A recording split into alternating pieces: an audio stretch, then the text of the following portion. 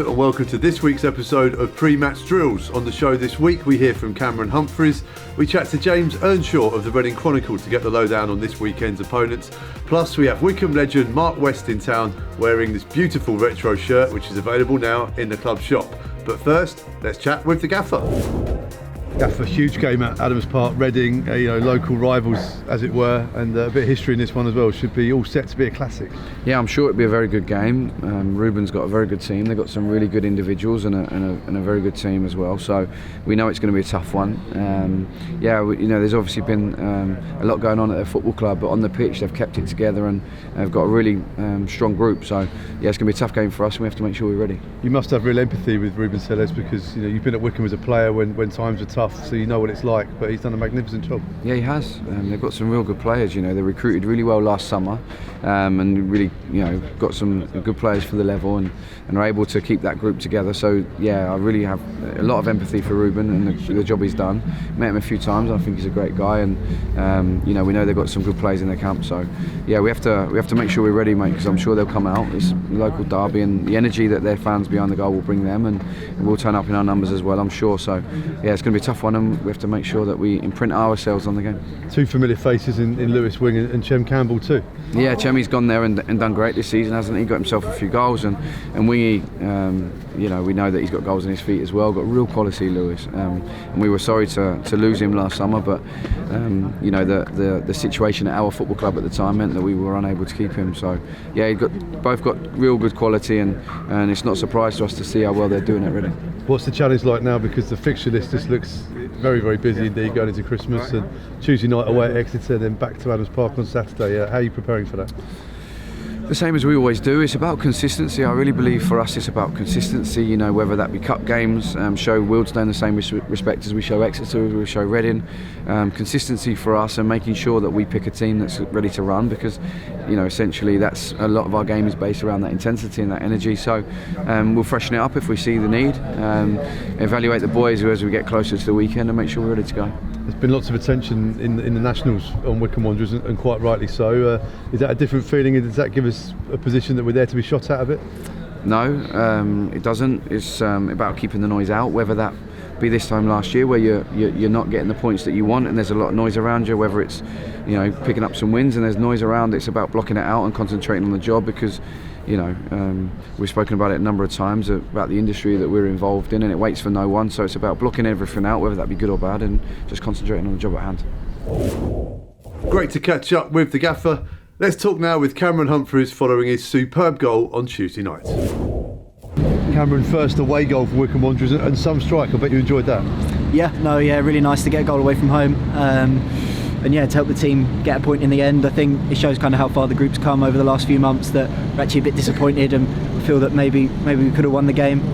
We know we didn't start great, but I think it shows how far we've come, that we're a little bit disappointed with the point away from home, but we know that at the end of the season it could be a good point. Started the second half very well though, and deserved that equaliser when it came. Yeah, definitely. I think it was in there at half time we were all speaking to each other. We knew things needed to change, but we knew we were capable of getting back in the game. I think good to get the goal before half time, and then second half come out really fast, even before the goal. Started really well, we're dominating them, keeping them in their half, and then the goal came and we weren't quite able to get the third, but we'll take the point. It seems to be a real calmness even at 2-0 down amongst the whole team. No one panicked, they kept their shape, they stuck to the game plan. Yeah, stuff goes wrong. I think we've been on a really good run where maybe it hasn't, and today we didn't start well. We know that, and we've got to look back and we've got to change things. It's not perfect, but like you say, everyone kept their heads. We got around each other. It was a great team spirit, and we showed that to come back. An important goal as well in the first half. Big Joe Lowe making it 2-1. That's a really big statement going into half time. Yeah, definitely. I think he's come up with a few big goals for us now. So no, that's really nice to get goals from all areas. Obviously a bit disappointing to concede from a set piece, but really good with our attacking set pieces at the minute. And back to your goal as well, it was wonderful technique. I was sat in the press box right behind it. The curl on it was absolutely perfect. You must have been delighted with it. Yeah, nice. I knew when I'd hit it that I'd hit it well. I think a few of the lads saying that they were telling me to take a touch. But no, again, it was good play. I think we had it on the right, a good switch, and then it fell to me on the edge of the box, and delighted that it went in. First away goal, but back to Adams Park on Saturday, and it's going to be a tough test against Reading. Yeah, no, they obviously won tonight, and they're a good young team. So yeah, it's another tough game. We've got to recover now and go again. With Wycombe being top of the table now, lots of attention. The gaffer said that they're trying to keep a lid on it, but lots of attention from the national press with Wycombe being top of the league. Does that seep into the dressing room? Not really, no. Obviously it's always nice and a lot of the stuff is very positive at the minute, so you take confidence from that, but also we know how early on in the season it is. There's a lot of games in December, let alone to the rest of the season, so again, now we're focusing on Reading and then after that we'll see what comes. But yeah, right now it's almost just focusing on each game and trying to perform the best we can to hopefully get the results we need. And a personal record, I think you're approaching almost 2 calendar years since you last lost a league game as a player, which is a phenomenal record. Yeah, really nice. Obviously it's not something that I knew about until I saw the stat the other day, but no, it's really good, and when I can score and help the team, that's really good, and hopefully it continues, and hopefully we can get a few more wins on the board. And for Wycombe fans who aren't aware, when did you lose that game? And who against? Yeah, it was at Adams Park. It was Wycombe away. I remember Brandon scored a really nice goal. Thanks for reminding me. Okay, Wycombe Wanderers back at Adams Park on Saturday, taking on Reading, and to find out more about our local rivals, our team from just round the corner, is James Earnshaw, the reporter for the Reading Chronicle. James, how are you? Yeah, really good. Cheers, Phil. How are you? Yeah, not too bad, thank you. Not too bad. We speak midweek after we both played on a Tuesday night. You had a victory against Cambridge and moved into the top 6, so looking good. Yeah, no, definitely. It was a big. I only played well for about 15 minutes, but did enough to get the win as is possible in League One with sort of some the quality of some of the teams. But yeah, it's nice to be up in the top 6 and in the conversation heading in towards Christmas. Looking from the outside in, Ruben Sellers has done a magnificent job just purely because of all the noise, the non-football noise around the club. He's done brilliant. Yeah, exactly that. No, he's doing really, really well, and annoyingly, it's now kind of taking interest from other clubs, which I guess is part and parcel of doing well in League One. But I'd rather that be that way than how it was at the beginning of last season. So can't be too fussy. Absolutely. How's he done it? What's the secret? Well, this time last year, we obviously had just beaten you guys and sort of changed the system. Started off with a 4-2-2 and it just wasn't working at all. But ever since the change to 4-2-3-1 about this time last year, just been, on top 6 form for most of the last calendar year, really. And we've carried it on, pressing high, winning the ball back and scoring plenty of goals. So, it's been actually a really exciting 12 months, despite the kind of off-field stuff, which is what we've all needed. That's something, a distraction on the pitch. Absolutely, I can imagine that would be the case. Looking at some of the names that have cropped up on the goal scorers recently, Chem Campbell, Lewis Wing, players that we know very well here at Wycombe Wanderers, they seem to be doing bits for you guys. Yeah, no, Lewis Wing is it's like a cheat code in League One. Just some of the goals he scores every week. He's far and away one of the best midfielders we've seen here in a long time, and he won Player of the Year last year, and he's probably going to be in the top 3 already for the next season. Campbell's been good. No, he's took a bit of time to get going, but now he's into the last month of his loan. It's only until January, and he's finally hitting form. I think that's 4 goals and 5 assists. So nothing to be too disappointed about. And he's looking really good. And fantastic on Chem. But it looks like the away form is where you're struggling a little bit. If that could be improved slightly, then you could be looking at perhaps those top 2 positions. Yeah, no, definitely. Home form has been some of the best in the EFL. I think it's 11 wins out of 12 at home. Best run since 1993 away from home. Obviously, we got the win against Peterborough and the draw with Barnsley. Before that, it was a struggle. Obviously, famously, over the last couple of years, it took us over a year to get an away win, which we managed to get at Adams Park last year. Away form has been an issue for a while. But it's beginning to turn a corner, and we're turning a few of those defeats into draws, and hopefully a few draws eventually into wins. It's always staggering to work out the difference, because obviously the pitches are slightly different sizes and the fans, etc. But I've never been able to work out why teams could be so good either home or away. And that, is there anything you can put your finger on, or is it just one of those things? It's weird. I mean, the players and manager must hate the amount of times we've asked that question. I don't think anyone seems to know what the answer is, to be honest. I mean, home or away, they seem to sort of do better scoring the first goal. Away from home, they don't seem to score first as often, and then they struggle to get back into it.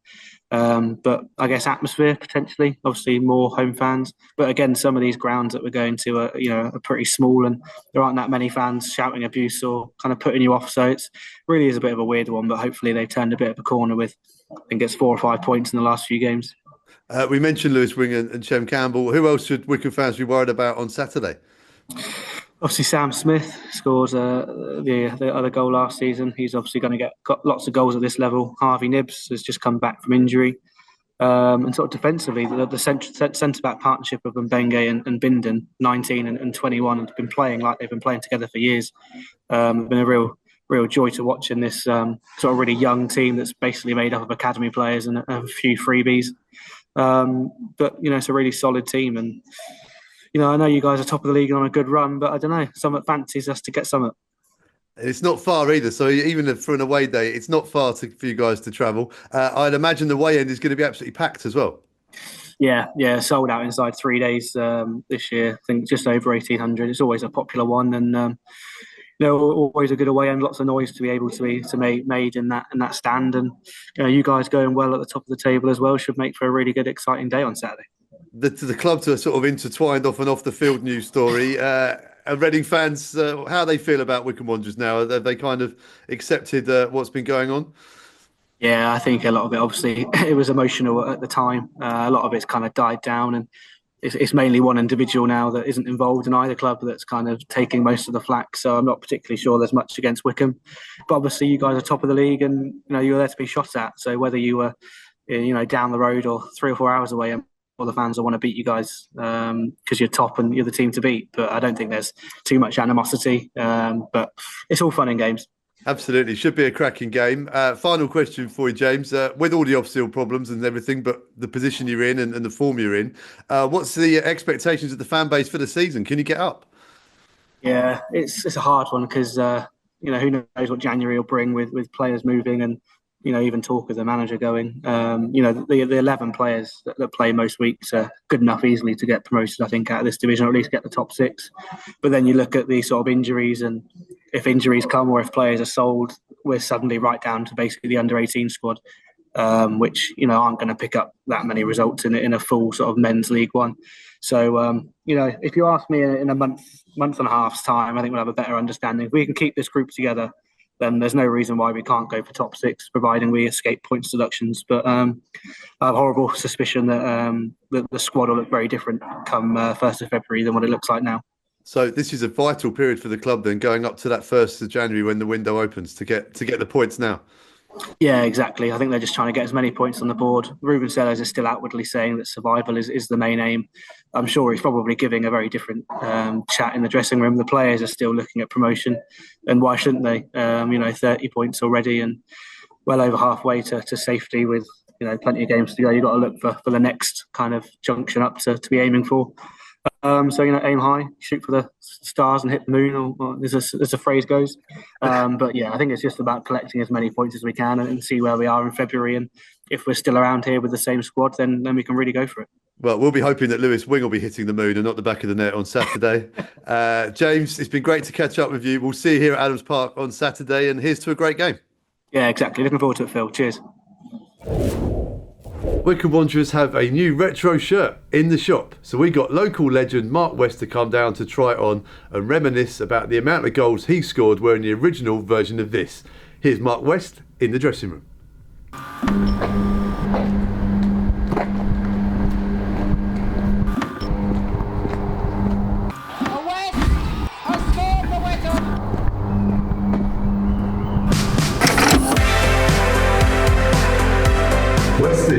Local hero, back in a familiar shirt. How do you feel wearing that right now? Yeah, when I got asked to come down and do a little bit, I thought, wow, that's 40 years ago. 40 years? Well, was it nearly 40 years? And you think, wow, it's a long time ago. So, it is nice to put the shirt back on. Yeah, good times in this shirt. I think I scored over 20 goals in the league. We won the league that year as well. So, yeah, it's really good.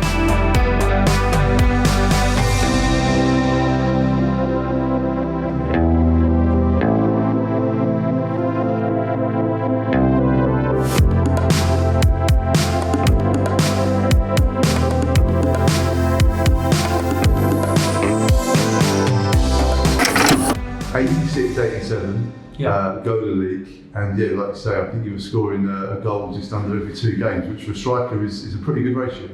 Yeah, I was actually playing out wide that year, So I played up front a little bit because we had Declan Link playing up front with Reedy. So most of the time I was playing out wide, but then I got the chance up front, play up front with Noel Ashford come along, and we won the league. And this is all at Lopes Park as well, so playing out wide on the slope, how did you find that? Yeah, it was tricky. One leg longer than the other one, that's why I'm so short, I think. No, it was tough, but we had good players, and it was nice to win the league. So a lot of our younger fans will be surprised to see a Wycombe Wanderers shirt without the quarters, but that's what it was like in the 80s, wasn't it? Yeah, in the 80s, this was the playing shirt we wore. It wasn't until we came back to Adams Park that we changed to the quarters. And Adams Park, a special place for a lot of Wycombe fans, but also for you too, because you had a foot in both camps, Lopes Park into Adams Park. You scored the first ever goal here, didn't you? Yeah, luckily enough, we played against Nottingham Forest here. We brought a full team, and I just got a little header on the far post, which was quite nice. Yeah, I mean, it was a decent side. Just after the Italian 90, the World Cup, Des Walker, Stuart Pearce, Nigel Clough, some big names in that team that you scored against. Yeah, some real big names, and I think it frightened us a little bit when you see them sort of players on the pitch. We'd seen them, like say, playing in the World Cup, but it was a great experience and just lovely to be out there. And back to the shirt, you're a proper local guy, but Trent, the sponsor, a local company as well. This is a great local story. Yeah, it's lovely. I'm from Wycombe. Brought up in Wycombe. When we had this shirt with the trend on, that was our first shirt. And with the local story, you say you're still a local guy as well. You know, Wycombe Wanderers. You still look for the results. First result we look for every Saturday, every Tuesday is Wycombe. I work with lads who come down here every week, so they'll be jealous of me sitting here now doing an interview and being around the ground. So yeah, the first result was always Wycombe Wanderers. And are these lads aware of your history with the club? Yeah, but they can't really remember me playing, so I'm a little bit too old. Any special goals that you remember wearing that shirt? This shirt, I can't really remember. It's too long ago. We've lost into the annals of time. We don't have a huge amount of footage from back then, unfortunately. No. But one of the goals we do remember you scoring is that goal at Wembley in 1991. We were talking about it the other week to an old Wycombe fan. The diving header at the Wembley final, that's a dream come true for a local boy, surely. Yeah, it was lovely to score at Wembley. Scotty went down the side, down the wing, and I was trying to chase up. He whipped it in, which was lovely, and I just managed to dive and head it in the goal, which was perfect for me. Did you ever see a time where Wycombe may go to the all blue again and change from the quarters? Who knows? Sponsors, owners, you never know. Well, you're looking good in the shirt. I reckon you can still bag a few goals, can you? Definitely not. Not with these legs. That's it for this week's show. Many thanks for tuning in. If you're coming to Adams Park on Saturday, we look forward to seeing you for what will be a Christmas cracker against Reading. And if you can't make it, then don't worry, because Wanderers TV has got you covered. Come on, you Blues.